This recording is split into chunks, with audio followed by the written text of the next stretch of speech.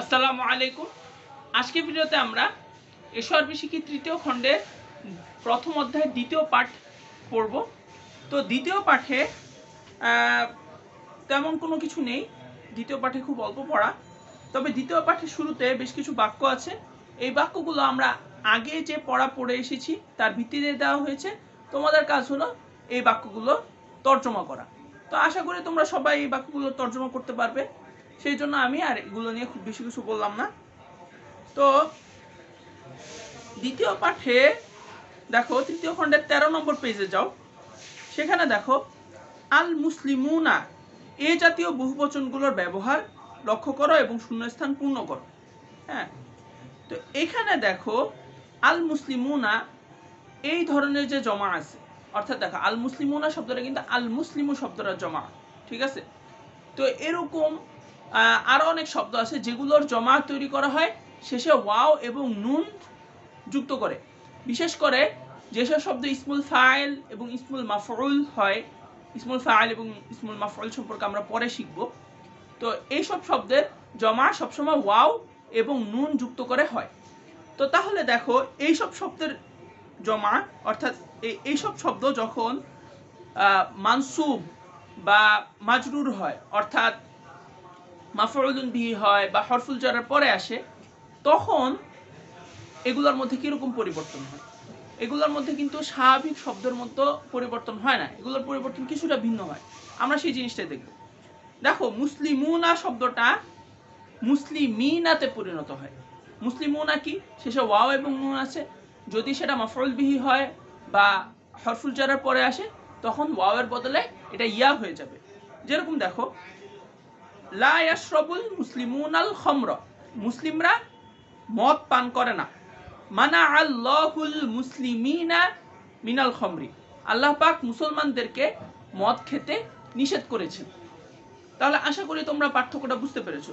তোমরা যদি এরকম আরো বেশ কয়েকটা বাক্য দেখো, আশা করি তোমরা আরো ভালোভাবে জিনিসগুলো বুঝতে পারবে। যেরকম দেখো আল খামরু হারামুন আলাল মুসলিমিনা, মদ খাওয়া মানে মদ মুসলিমদের জন্য হারাম। তো এই যে দেখো আলাল মুসলিমিনা, মুসলিমুনা শব্দটা আলায়ের পরে আসছে, আলায়ের পরে আসার পরে সেটা কি হয়ে গেছে? মুসলিমিনা হয়ে গেছে, ঠিক আছে? তো এটা হলো আমাদের প্রথম পড়া এই চ্যাপ্টারে। তো এই চ্যাপ্টারে আমাদের দ্বিতীয় পড়া হলো তৃতীয় খণ্ডের 15 নাম্বার পেজে যাও তোমরা। সেখানে দেখো আত্তামরিনুল খামিসু, নমুনা দেখে বাক্য পূর্ণ করে পড়ো ও অর্থ বলো। তো তাহলে প্রথম বাক্যটা হলো লাউলা খাশিয়াতুল্লাহি ফিল কুলুবি লামা মানা আন-নাসা মিনাল মাআসি শাইউন, যদি আল্লাহর ভয় অন্তরে না থাকতো তাহলে কোনো কিছু মানুষকে গুনাহ থেকে বাধা দিত না। আরেকটা দেখো, এর নিচে দেখো লাউলা খাশিয়াতুল্লাহি ফিল কুলুবি লাগারিকান নাসু ফিল মাআসি, যদি আল্লাহর ভয় মানুষের অন্তরে না থাকতো তাহলে মানুষ পাপের মধ্যে ডুবে যেত। তাহলে দেখো প্রথম বাক্যটার মধ্যে এই যে লাউলা এর পরে যে লামা আছে, লামা মানা আন-নাসা মিনাল মাআসি শাইউন, এই বাক্যটা দেখো, এই বাক্যটা কিন্তু নাবাচক। কিন্তু পরেরটা দেখো লাগারিকান নাসু ফিল মাআসি, মানুষ পাপের মধ্যে ডুবে যেত, এই বাক্যটা হলো হাবাচক।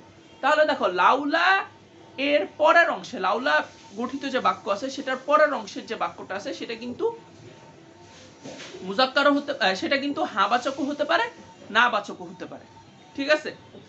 আর আরেকটা বিষয় যেটা গুরুত্বপূর্ণ সেটা হলো দেখো লাউলা এর পরে দেখো সবসময় ইসিম আসছে। দেখো লাউলা খাশিয়াতুল্লাহি ফিল কুলুব, খাশিয়াতুন শব্দটা কিন্তু একটা ইসিম, এটা কিন্তু কোনো ফিআল না। তারপরে যে 2 নাম্বার বাক্যটা দেখো লাউলা কিতাবুল্লাহি, তো দেখো কিতাবুন এই শব্দটা লাউলা এর পরে আসছে, এটাও কিন্তু কি একটা ইসিম, ঠিক আছে? আচ্ছা, তাহলে দেখো এই যে লাউলা কিতাবুল্লাহি এই বাক্যটা তোমরা এই বাক্যটা যে শূন্যস্থান আছে সেটা তোমরা একটা সুইটেবল বাক্য দিয়ে পূর্ণ করবা, ঠিক আছে? তো এরপরে দেখো বা দিয়ে একটা বাক্য আছে 15 নাম্বার পেজে। আত-তামরিনুল খামিসের মধ্যে, সেটা হলো লাউলা আন তাআল্লামতুল লুগাতাল আরাবিয়্যাতা, যদি আমি আরবি না শিখতাম। আসলে মূলত এটার যদি আমরা শাব্দিক তর্জমা করি সেটা হলো যদি আমার আরবি শিখা না হতো, ঠিক আছে। তাহলে এখানে যে গুরুত্বপূর্ণ যে বিষয়টা আছে আমি যেটা বলতে যাচ্ছি সেটা হলো, তাহলে এই যে দেখো লাউলা আন তাআল্লামতুল লুগাতাল আরাবিয়্যাতা, যে এই বাক্যটার অর্থ কি, যদি আমার আরবি শিখা না হতো। এখানে দেখো যে লাউলা এর পরে ফেআল আসছে, অথচ আমরা আগে কি জেনে এসেছি যে লাউলা এর পরে ফেআল আসতে পারে না, লাউলা এর পরে সবসময় ইসিম আসবে। আসলে কিন্তু বিষয়টা এরকম না। দেখো এখানে কিন্তু লাউলা এর পরে ইসিমই আসছে, এর কারণ হলো আন তার পরবর্তী ফেআলকে কি করে, মাজদারে রূপান্তর করে, আর মাজদার কি একটা ইসিম। এখানে আরেকটা বিষয় দেখো, আনের পরে এখানে দেখো মাজি এসেছে। তো এখান থেকে আমরা আরেকটা জিনিস শিখলাম, সেটা হলো আনের পরে যে সবসময় মুজারে আসবে বিষয়টা এরকম না, আনের পরে কি আসতে পারে, মাজিও আসতে পারে। আচ্ছা, এরপরে দেখো লাউ আরাফাল ইনসানু হাকীকাতাহু লা নাদিমা আলা ওয়ুজুদিহি, যদি মানুষ তার হাকীকত, তার বাস্তবতা জানতো, তাহলে সে তার নিজের অস্তিত্ব নিয়ে লজ্জিত হতো। এখানে দেখো লাউ লা নাই, কিন্তু এই জায়গায় শুধু লাউ আছে। হ্যাঁ, তো যদি শুধু লাউ থাকে তাহলে অর্থ কিরকম হবে, যদি সে এরকম করত, ঠিক আছে, তাহলে এটা ঘটত। বুঝতে পারছো? যদি সে এরকম করত তাহলে এটা ঘটত। এখানে আরেকটা জিনিস দেখো, লাউ এর পরে কিন্তু ফেআল আসছে, ঠিক আছে। তো লাউ এর পরে কি আসতে পারে, ফেআল আসতে পারে, কিন্তু লাউলা এর পরে কি আসে, ইসিম আসে। আশা করি তোমরা বিষয়টা বুঝতে পারছো। আরেকটা জিনিস দেখো, লাউ আরাফাল ইনসানু হাকীকাতাহু মা তাকাব্বার, এই 2 নম্বরে একটা বাক্য আছে, সেটা হলো যে যদি মানুষ তার হাকীকত, তার বাস্তবতা জানতো, তাহলে সে অহংকার করত না। এখানে দেখো এখানে কিন্তু লামা নেই, এখানে কি আছে, শুধু মা আছে। তার মানে এখানে লাম আনার প্রয়োজন নেই। তো ওই যে উপরে যে লামটা আছে, এই যে দেখো লাউলা খাশিয়াতুল্লাহি ফিল কুলুবি লামা মানা আন-নাস মিনাল মাআসি শাইউন, এই যে দেখো এখানে যে লামা আছে, এই লামটা মূলত তাকিদের জন্য আনা হয়েছে, ঠিক আছে।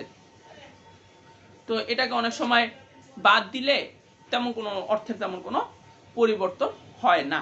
তো এরপরে দেখো আর 2টা বাক্য আছে, তোমরা এই 2টা বাক্যের শেষে দেখো শূন্যস্থান আছে, তোমরা এই 2টা শূন্যস্থান পূরণ করবে, পূরণ করে যথাযথ শব্দ দিয়ে পূরণ করে এই এক্সারসাইজটা শেষ করবে, ঠিক আছে। এবার 16 নাম্বার পেজে যাও। 16 নাম্বার পেজে দেখো প্রথমে লা আল হারফুল মুশাব্বাহাতু বিল ফিআলি এর কিছু বাক্য আছে, যেগুলো নিয়ে আমরা গত ভিডিওতে কথা বলেছি।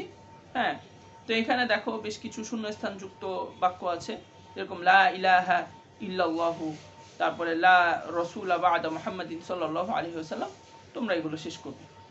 এরপরে দেখো ইসমুত তাফদিল সংক্রান্ত কিছু বাক্য আছে, তো এটাও একই রকম।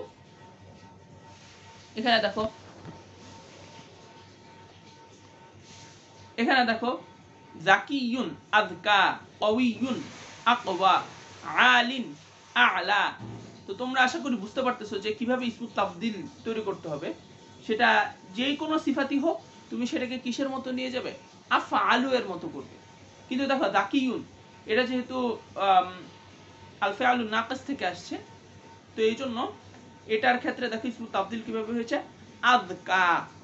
তারপরে দেখো কওয়িয়ুন, এটা কিরকম হয়েছে, আকওয়া। গলিন আলিন কিভাবে হয়েছে, আ'লা। গলিন কিভাবে হয়েছে, আগলা। তো তোমরা আশা করি বুঝতে পারছো যে এটা কিভাবে ঘটছে, যে শেষে যেহেতু ইয়া বা ওয়াও থাকলে তোমার এইভাবে আগলা আ'লা এরকম ভাবে পড়তে হয়, ঠিক আছে। এরপরে দেখো আত-তামরিনুস সাদিসু, মানে 6ষ্ঠ অনুশীলনী, পড়ো ও পার্থক্য নির্ধারণ করো। কাতাবতু বিহিবরিন আসওয়াদা, তো এটাকে দেখো কাতাবতু বিল হিবরিল আসওয়াদি, তো দুটার মধ্যে পার্থক্য কি। প্রথমটাতে দেখো আলিফ লাম নেই, পরেরটাতে কি আছে, আলিফ লাম আছে। তো এখান থেকে আমরা যেটা বুঝলাম সেটা হলো ইসমুত তাফদিল যেটা, অর্থাৎ আফআলু এর মতো যেগুলো আছে সেগুলো কিন্তু মুয়ান্নাস শব্দের মতো ব্যবহার হবে। ঠিক আছে, মুয়ান্নাস শব্দের মতো ব্যবহার হবে, যে এগুলোতে কখনো জের হবে না, এগুলোতে সবসময় যে এগুলোতে কখনো তানবিন হবে না, এগুলোতে সবসময়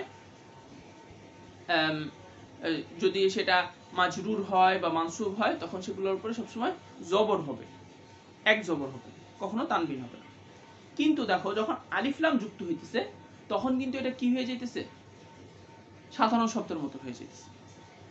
তো যেই কোনো মানে মুয়ান্নাস নামের মতো যেসব শব্দ আছে এটাকে আরবিতে গায়রে মুনসরিফ বলে, যে কোনো শব্দ, হ্যাঁ এগুলো শুরুতে আলিফ লাম যুক্ত হলে সেটা স্বাভাবিক শব্দের মতো হয়ে যায়। তবে নামের শুরুতে যেহেতু কখনো আলিফ লাম যুক্ত হতে পারে না, এই জন্য নামকে কখনো এইভাবে ব্যবহার করা সম্ভব না। কিন্তু অন্য যেসব শব্দ আছে সেগুলো কি সাধারণ শব্দের মতো হয়ে যায়। তবে আমরা একটা এক্সেপশন দেখব, সেটা পরে, সেটা নিয়ে এখন আমাদের চিন্তা করার প্রয়োজন নেই। এরপরে দেখো শেষে আল্লাদি ও আল্লাতি এর ব্যবহার দেখো। আল্লাদি শব্দের অর্থ হলো যে, বাক্যটা আমরা দেখি, বাক্যটা দেখলে আমরা বুঝতে পারবো। সেটা হলো দেখো, আল্লাদি ইয়াখাফু রাব্বাহু লা ইয়াসিহি আবাদান, যে তার রবকে ভয় করে সে তার কখনো নাফরমানি করে না। আল্লাতি তাখাফু রাব্বাহা লা তাসিহি আবাদান, যে জন্য যে।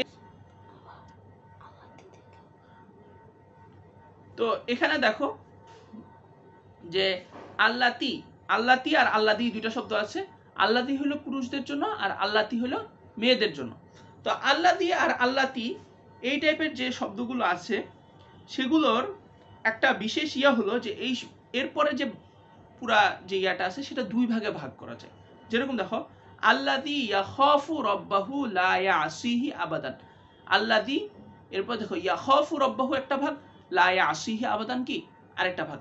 এরকম আল্লাতি এর ক্ষেত্রেও কি একই কথা। ঠিক আছে, তো আশা করি তোমরা বুঝতে পেরেছো যে আজকের সবগুলো বাক্য।